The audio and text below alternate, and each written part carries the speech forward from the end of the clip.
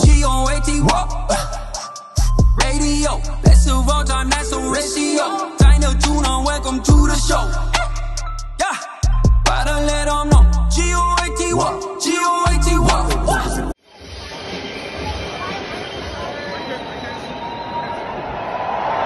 Let's get it! Good evening, Toronto. How's everybody doing tonight?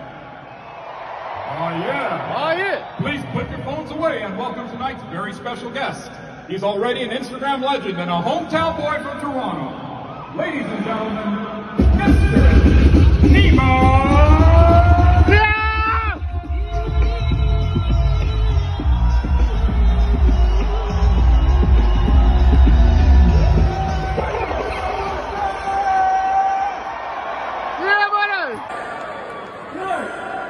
Yeah, what's up, honey? Neema Naz? Yeah. GOAT fans, we are back with another episode of GOAT Radio, the greatest of all time podcast show. My name is Milos Gordic, the Big Man. Joining me is Carlo Finucci, aka Nucci. Nucci, we have never been this excited. Oh man, I got the butterflies in the stomach right now. We're pumped for this one, man. So quickly, for our guest, I'm wearing the Persepolis red jersey. Nucci, what do you got wearing? In honor of one of my favorite Neema Naz characters, Italia jersey, Forza Azzurri, Luca Marino. All right. Introduction. Joining us, the absolute GOAT up-and-coming comedian, one of the funniest men in Canada right now. We are so pumped to bring you Neema Naziri, Neema Naz. Thank you, brother. Hey. Woo! We are so pumped. Let's fucking go, boys. Let's go. Oh, look at this. Got a Hey, Serbian and an dude. Italian in one room. Holy shit. So And a Persian guy. yeah. Neema, we're pumped for you. We know you're having your American tour coming up Yeah. starting April 9th in New York. So Yeah. Yes, sir. we're pumped for you for that. So we were in your show in Vancouver. Oh, nice. And awesome show, man. And I just got to ask you, in the beginning of the show, there was a video. It showed that you dropped out of university to pursue comedy full on. You're absolutely killing it, man. And what were some of the decisions that led you to do that? Because, you know, we have a few Persian friends and their imam, it was either for them engineer, lawyer, or a doctor. So how did it work out for you? Yeah, it's exactly it, man. That's all I heard my whole life too. But then I don't know, I was always a little rebellious in school or whatever I was doing because I don't know, I just felt like I mean it's not really like a good thing, I guess, because I thought like the world was against me, which is what was me, but obviously it's not the case now. But in a way it actually kind of helped me to make that decision to like not really give a fuck about academics or anything else I was doing in school, and I just want to have fun, to be honest. I was like, why aren't we having more fun in school? Why is it always about like, you know, getting a tutor for this, fucking getting acing this exam, stressing about this test, you know what I'm saying? And like everyone's like racing to get into these universities, and I'm like, bro, relax. Like, Yeah. it's not that serious. You know what I'm saying? Like, I want to do something I enjoy and that makes me happy. And like none of that was making me happy, to be honest. Even though I was decent at like math and science because I was forced to do it because I live with the fucking immigrant parents, and you know they did force me to go to tutoring class. So I had to take it a little bit seriously. But other than that, man, I just was waiting for the opportunity in my life to come where I could just drop out, or not even drop out, just find something that makes me happy and I could do it for the rest of my life. And then that's what happened when I went to university. After 1 year, I was doing kinesiology, and I was like, yo, this is I'm miserable. I don't want to listen to some guy talking about fucking anatomical positions and cadavers and shit. Like, I don't like It's okay, but like it's not for me. And then that's when I found comedy, and I just dropped out and pursued it full time ever since.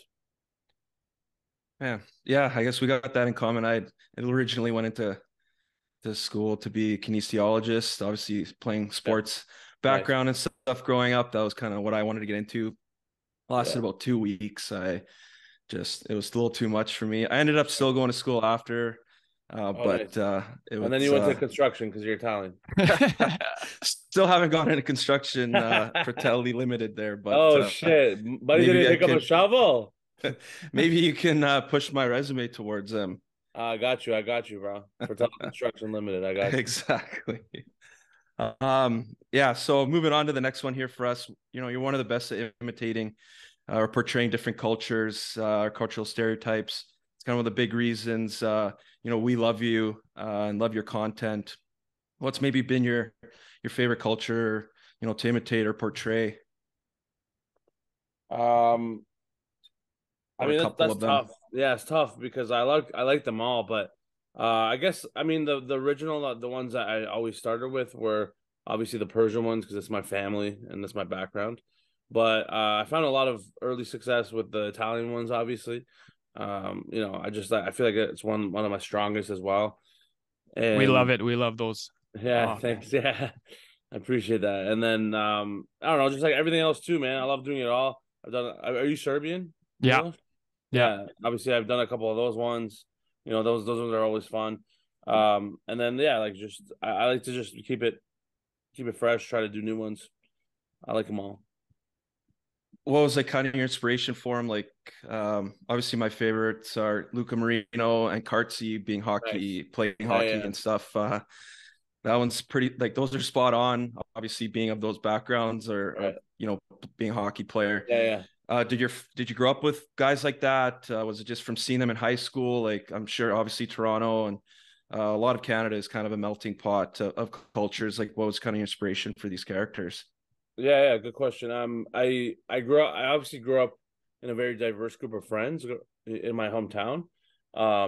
And like you said, it's a melting pot of cultures, right? So like my whole friend group is like United Nations, bro. Like it's we have people from everywhere.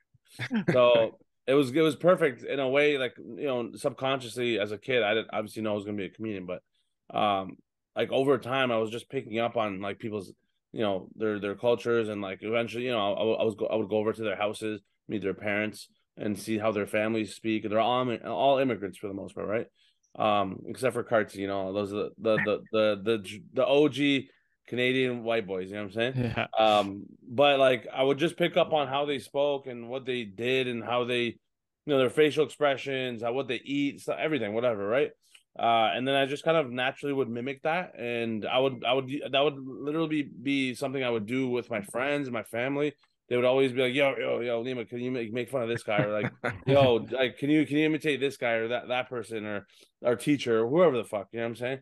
So it just became a part of who I was, and that's just where it sprung from. And when I got older, when I started to do comedy, I was like, oh, let me do stuff I know already to start off, and then those were all the characters came. Yeah. Yeah, that's awesome. Yeah, we even just watched it like before we got on the podcast. You did Gordon Ramsay. Yeah. That was from last year. Yeah. Yeah. So you've been at this for like 7-8 years. Yeah. And just you've been grinding, working your ass off to put all the content out. We absolutely love it. So is there any time during the week, even for a couple hours, where you can just get away from it, relax, play some sports, basketball, hockey, soccer, whatever, or even have some rakia with Big Nem or something, just to get away from it? Yeah, for sure. I'm a gamer, so I play a lot of FIFA and 2K and stuff like that. Sometimes I run some Chell too with the boys. But yeah, like I used to be a competitive swimmer, to be honest. Believe it or not, my brother and I, we both were heavy into sports growing up. Like I played rep soccer, rep basketball. I played all those sports. And so yeah, I do play basketball. I'm in like a league. I play soccer as well still, and I game usually at nighttime. Like I spend most of my days just working on my craft and everything like that, and like trying to work on my health. And then at nights, like that's when I'll like let loose a little bit for a couple hours. Yeah. Are you a Maple Leaf fan or a Raptor fan, or who's your team in Toronto? Well, I'm not huge into hockey, to be honest. Yeah. But I used to work for the Leafs as their hype crew. I was in the hype crew. Like I'll be in the stadium, like hyping people up, throwing shirts. I was dancing on the jumbotron. Like I was all over. You know what I'm saying? That was my early years. You know, before I really went hard into comedy, to be honest. But that was always a fun time being in there, and I started to learn more about hockey, obviously, and I enjoyed it. I realized watching hockey live is better than any other sport, to be honest. And basketball and soccer are my favorite sports, and I've seen both of them live. And maybe it's just like the games I went to and the environment I was in, but I feel like watching hockey live is so much better than watching it on TV, obviously. But it's just like a really big, great atmosphere, especially in Toronto, man. Yeah. The Leafs, when they're winning too, it's like hype, and it's like it's super fun. But I'm a big, obviously, Raptors and Leafs fan, but Lakers is my team. You know, I've always loved the Lakers, especially when Kobe was on there when I was a kid. Like I had his jerseys and everything. So, yeah, for sure. I got shifting gears a little bit. How hard is it to be a comedian nowadays? Just with the kind of the movement of like the canceling kind of movement, and people seem to get like offended every 2 minutes. So how do you kind of navigate through that? Is it tough? Do you get in trouble ever, or do you ever get heckled on social media for it or anything like that? Yeah, I mean, it's gotten much harder, especially these days because of social media in a way, but it doesn't take away from the fact that there's still comedy out there for everyone. Like, you know, it's the only reason why it seems like it's tougher now is because people are more vocal and like way more often. Like before, when social media wasn't around, you didn't know if people were offended or not. You knew if you went to a stand-up show and like if people were heckling, then maybe yeah. But now that we're posting stuff online, anyone from around the world can say whatever outlandish shit they want, and get away with it, and it's fine, whatever, right? And so that in a way, like as humans, we're not used to seeing this much criticism this fast.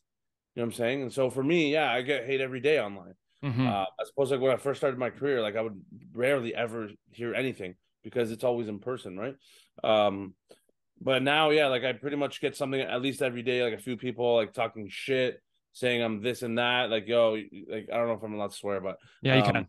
Yeah, Absolutely. like people are just saying derogatory things like about me, my mom, and I'm like, bro, what the fuck is this? Why do I have to see this shit? Like, you know what I'm saying? I don't really want to see it, but I have to deal with it. Like people are talking about my weight, fucking I'm not good at comedy. Oh, stand-up's not your thing. You just stick to the Gary Vee impression, like stupid shit. And I'm like, bro, like were you there shooting with me in the gym? Yeah. All those years? Were you there bombing on stage thousands of times over the course of my stand-up career? No, you weren't. Shut the fuck up. But at the same time, I have to realize they just, one, either don't have the context of what I've done in my career and my whole life, who I am, what I'm dealing with every day. You know what I'm saying? Like when people don't have context, they like to just jump to conclusions and say whatever the fuck they want, and then like they move on. But yeah, that's just the reality of it. Yeah, like you said, a lot of people weren't saying it to your face before, I guess, before social media or before it was kind of bigger, or comedians weren't getting that face to face because people are a little more hesitant to do that. But Yeah, they're not afraid behind a fake alias 100%. on social media. And I mean, it's a problem. It's a problem all over in sports. It's insane. Yeah, same shit. Yeah, exactly. Like those guys, like in football or soccer over in Europe, and guys just get like it's vicious, man. Like attacking families and like it's it is a brutal thing, man. But it's nuts. Like you said, as you get bigger and bigger, that you start to hear it more and more, right? It comes with the territory, I guess. So yeah, for sure. Good on you to keep powering through that and grinding, man. 100%. And like the thing is, like the worst part of it is, if you engage with these people online, then like they win. They want to get that reaction out of you. Yeah. And like it makes you look stupid. And so the hardest part is to ignore them. Yeah. Because I do see it for the most part, but for the most part I am good at ignoring it, and I have the right people around me to like help me really analyze it and just like move on from it, to really like get my back. But like sometimes I'm only human, right? Like sometimes you see things and it might affect you, might trigger you in a way. So it's just like, yeah, it's such a weird thing that we have to deal with, especially in someone in my position who's like gaining a following a little more by the day. But yeah. You can send us after him. We'll get the I got you, bro. Send the big man after him. Yeah, just throw all those jerseys at them. Exactly. All right, we'll move on to something kind of a little more positive, I guess. What's been your absolute highlight of your career so far?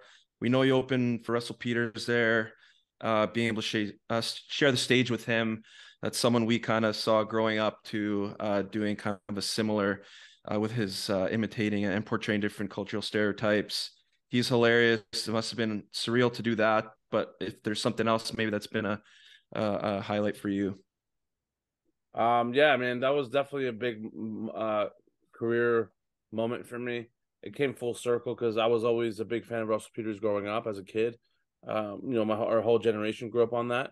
He was one of the best comedians at the time, and still one of the biggest comedians. Like, he's selling out arenas all around the world still. So, it was pretty awesome that I got to open for him after all these years.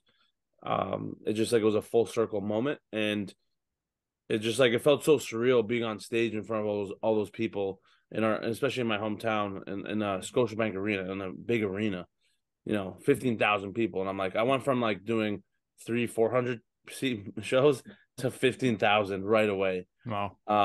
And it was insane, man. But like, it felt natural, honestly, because I was like, I've been working at this for so long, like, I belong here, it felt right.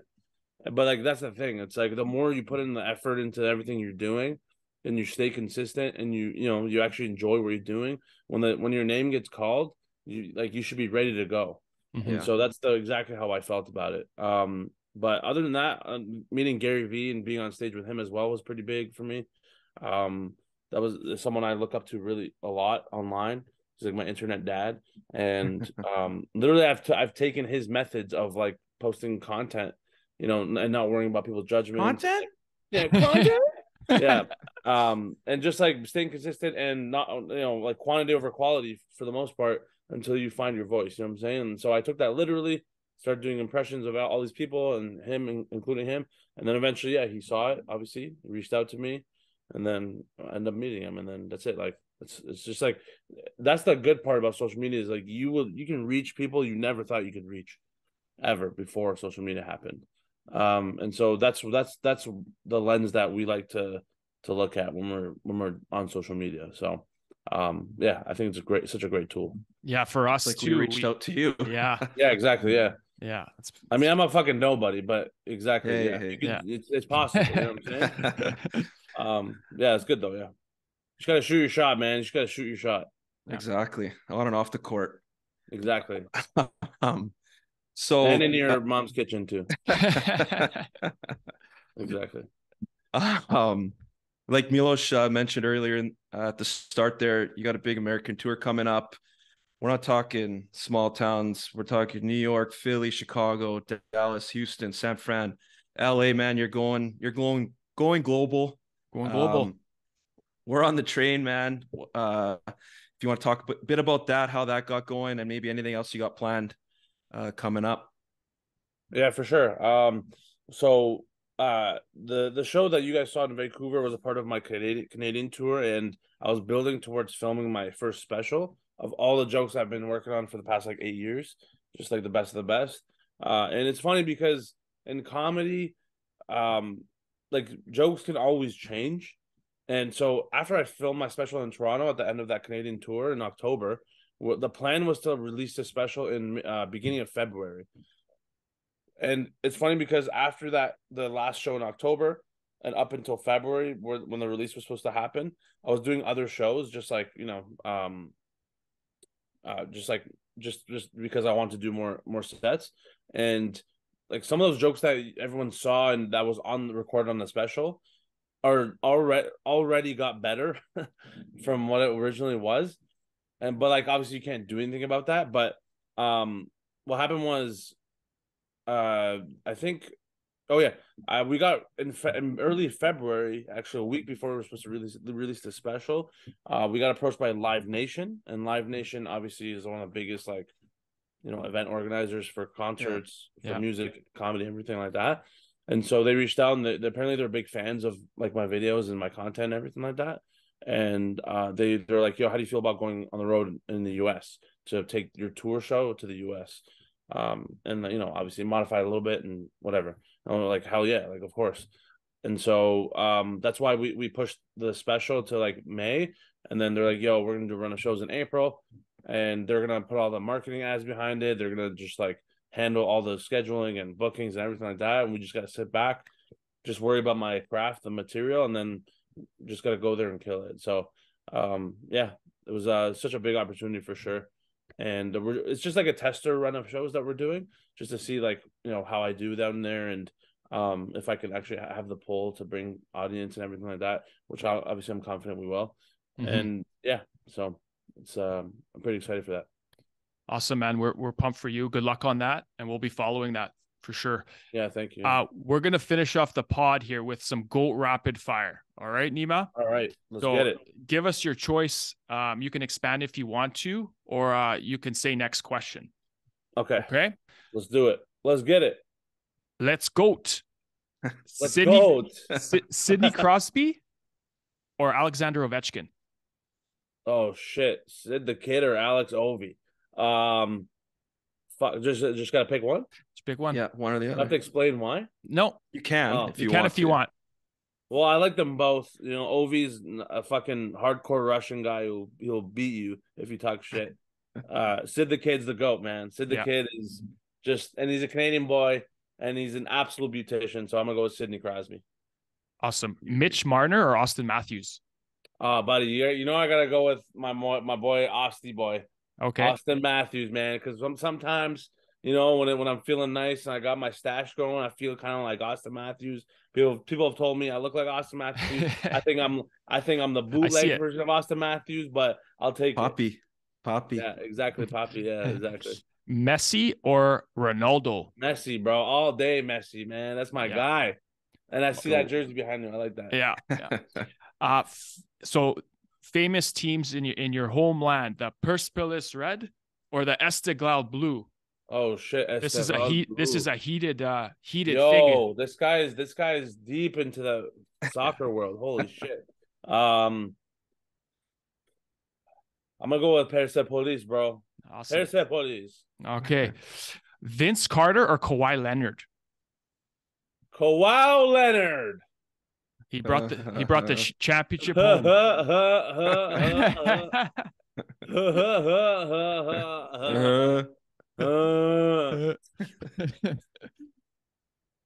Prime Tom Brady or Patrick Mahomes? I don't know, man. I don't really like Patrick Mahomes, so I'm gonna go with Tom Brady. Tom Brady's absolutely the GOAT for sure. So for sure, Mike Tyson or Tyson Fury? I don't know who the fuck Tyson Fury is, so I'm gonna go with Mike Tyson. Good answer. Tyson Fury sounds like a guy trying to be Mike Tyson. Yeah. I love this question. Hulk Hogan or Ric Flair? Ooh. Well, Hulk Hogan has some pretty bad press, so I'm gonna go with the legend Ric Flair. Ric Flair is also just a demon, so yeah, he's awesome. Another wrestling one: Bret the Hitman Hart or Shawn Michaels the Heartbreak Kid? Oh shit, some OG ones. Yeah. I like Bret Hart, man. I like Bret the Hitman Hart. I used to watch Monday Night Raw and Friday Night SmackDown, and I was a big fan of all those guys. Yeah, we're big wrestling fans here. Me too. Coke or Pepsi? Oh, Pepsi, man. I'm a Pepsi guy. Ooh, that was the first one. Everyone said Coke before. Really, eh? Nice. Yeah, they're all bums. Pepsi. Okay, in the kebab category. Oh shit! Don't do this to me. I'm gonna lose it. I'm gonna throw my laptop. Sorry if I mispronounced the Juje kebab chicken or the kubide beef kebab. Oh shit, daddy! This is a massive debate in I know homeland. Versions. Yeah, I know. Yeah.